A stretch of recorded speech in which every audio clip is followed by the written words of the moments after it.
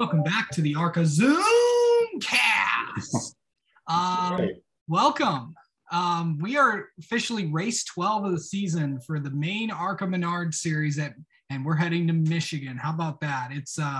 It's close to ARCA's headquarters, actually pretty close to ARCA's headquarters. But how exciting is it to head back to MIS? We're always happy to get to go back to our home super speedway. Of course, Toledo Speedway, located about 5 minutes from here. The next closest track we go to is 45 minutes up the road there at Michigan International. We've been going there, Casey, every year since 1990. We first raced there back in 1980. We had a pair of races there back that season. Joe Ruttman and Billy Harvey won. And then we didn't go back again until 1990, but we've been there at least once a year ever since. And it's always good to get up there. Those folks are wonderful to work with. It's a great racetrack, a lot of great race fans, a beautiful part of the country. I've been going to Michigan as a fan, one form or fashion since probably the late 1970s. So it's really cool to get to go up there and work at that place. And as you know, I was the announcer there for many years too, and built a lot of great relationships there. And I'm very much looking forward to getting back there. 21 cars this weekend at Michigan. Some familiar faces are going to be in there. How about Cody Coughlin returning to the series? He'll be having a veteran, a very well-known crew chief on the top of the box, of course, in Kevin Hamlin. Yeah, that's fantastic. It's great to have the Coughlin family back involved here in the ARCA Menard series. They have come and gone a couple of times, in the past. And, Cody's has concentrated mainly on super late model racing in the past couple of years, but it's great to have them back running with us. I don't know what their full plans are. I have heard that they're going to come and run, many of the big track races throughout the rest of the season. And we're very much looking forward to having them back. It's a good quality car that's going to be, part of the deal. And it's just, more proof to me that, what we're doing is solid. We're, pointed in the right direction. And, it's good to have good quality teams like that coming and entering the ARCA Menard series. And of course, also Brett Holmes will be back as well. Yeah, Brett's there to kind of avenge the loss there a couple of years ago, and he was passed by Riley Herbst with about 30 laps to go. And it was that was probably the race where I think he kind of decided that he was going to go out and win that championship. He had a dominant car and unfortunately didn't win the race, but I think that gave him enough motivation to get out there and put his stamp on that championship battle. Speaking of the championship battle, I don't know if we've seen some close battles in the last few years. I haven't seen a battle this close since Brett and Michael were going after the championship with how Nick, Raja, and Daniel are doing right now. Yeah, it's a three-way battle for the championship this year, and we've got all three drivers within 5 points. So, we had that really tight battle out west last year where we had 6 drivers, in contention in that final race. And, we're not going to have 6 drivers in contention here this year for the ARCA Menard Series Championship, but these 3 drivers are as close as you can possibly get. And I would not be at all shocked if we somehow found a way to get a tie atop the points, at the end of 20 races. I obviously don't have any favorite, no favorite in this hunt, but these 3 drivers really are going at it, hammer and tong here in 2022. And, may the best man win. It seems like the rev cars are stronger on the bigger tracks, I've noticed, and Daniel's really good on the short tracks. So I think it might be the rev cars might have an advantage because Nick's been in this race. Raja and Daniel have never been to Michigan, so maybe that's an advantage for him. And plus, well, if the rev cars have the advantage on the big tracks and Daniel has the advantage on the short tracks, you got to give it to Daniel because our short tracks are really the bulk of the second half of the season schedule, Casey. Yeah. So of course, you got Corey Heim. He'll be back in the 20 car. You got Gus Dean is back. And then you have, and then our usual cast of characters as well. Yeah, I think, looking outside of that normal cast of characters, it'll be interesting to see what, someone like a Morgan Baird and Jeffrey McZink do. Both of those drivers were top 10 finishers here last year. Scott Melton, a guy who has had a pretty tough season to this point. It'd be great to see Scott get a good top 10 finish here at his home track, or, maybe even the old veteran Brad Smith. Brad doesn't get a lot of credit for, coming out, but he's closing in on career start 400.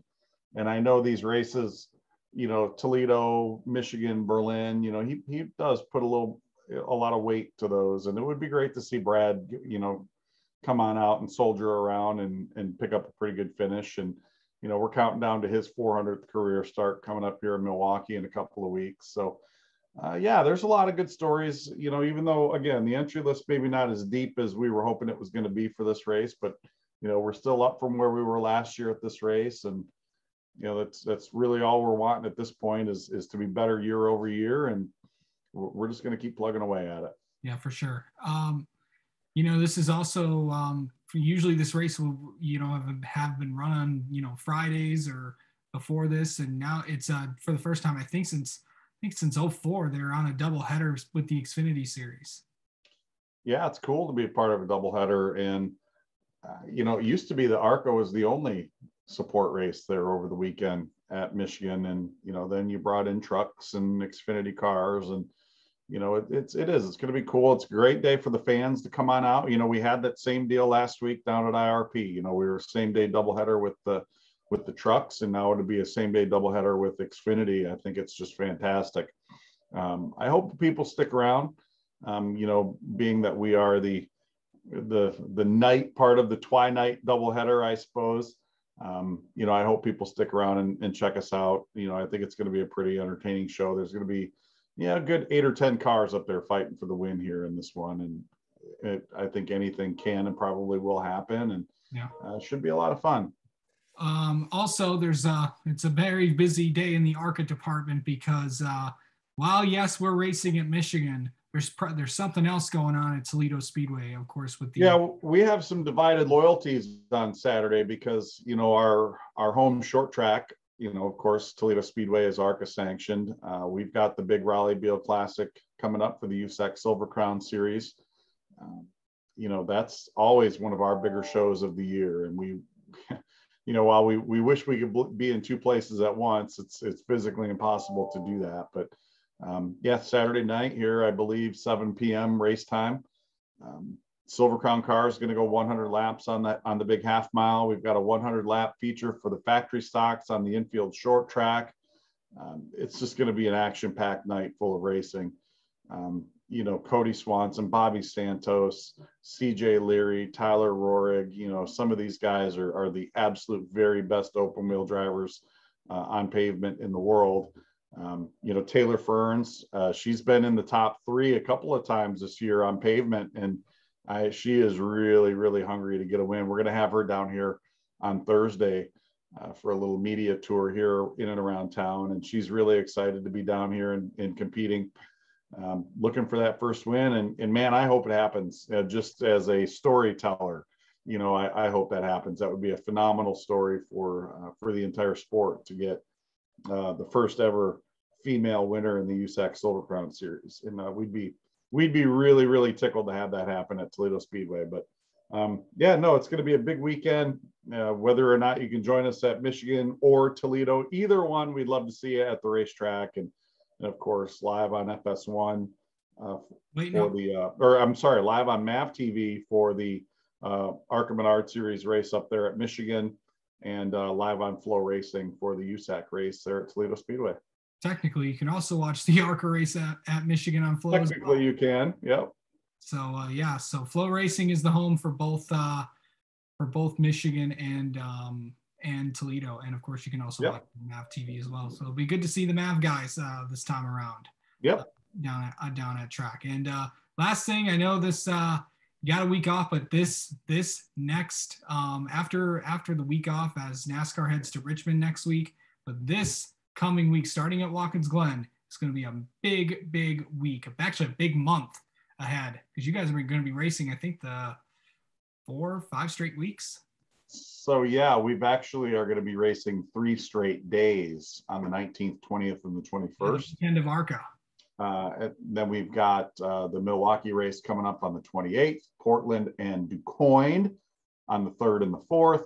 Then we've got Kansas on the September 10th, Bristol on September 15th. So let me see, 1, 2, 3, 4, 5, 6, 7, 8 races in 6 weeks, Casey. So you do the math on that one. It's a lot of racing. So then after that, it's it's a straight. Actually, that's 8 races in 5 weeks. Yes. There you go.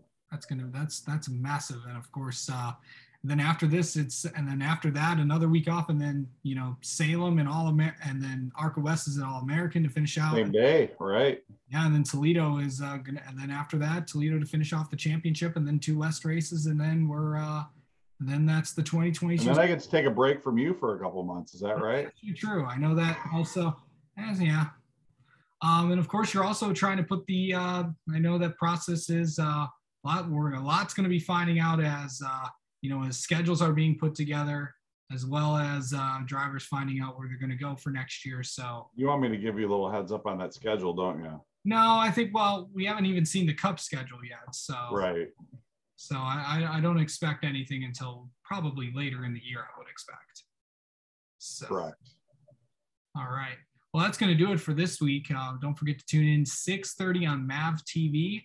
And, of course, you can also check it out on Flow Racing. And, of course, you can also check out Flow Racing. I believe it's 7 p.m. for the Raleigh-Beal Classic. Yeah, I think they usually go up a little earlier in the day. They'll show you practice and qualifying and all that fun stuff, too. So should be an all-day adventure from Toledo Speedway on Flow. Yeah, fun stuff. Oh, one more also thing. Kaylee Bryson's making her.